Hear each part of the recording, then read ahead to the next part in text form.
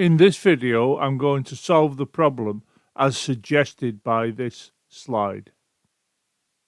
Differentiate the following with respect to x. We have y equals the q root of x to the power 3. So we have y equals the q root of x to the power 3. We need to rewrite the root as a fractional exponent. Remember, the q root of something is the same as raising it to the power of 1 over q. So we can take what's under the root, x to the 3, I'll put that in brackets, and then raise it to 1 over q. We can go a further step and write x to the power 3 over q.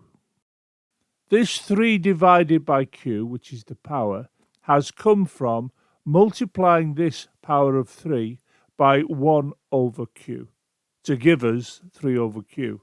So this can be written out as shown here. And when it's in this form, we can go forward and differentiate it using the power rule, which is coming into view now.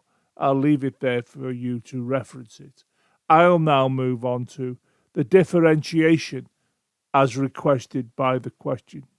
So moving on, we can write y equals x to the 3 over q, as we've just found.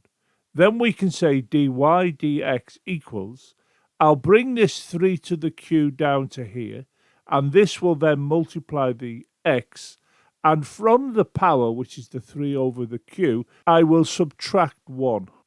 So for y equals the q root of x to the 3, dy dx will equal 3 divided by q multiplying the x, where the 3 divided by q has 1 subtracted from it.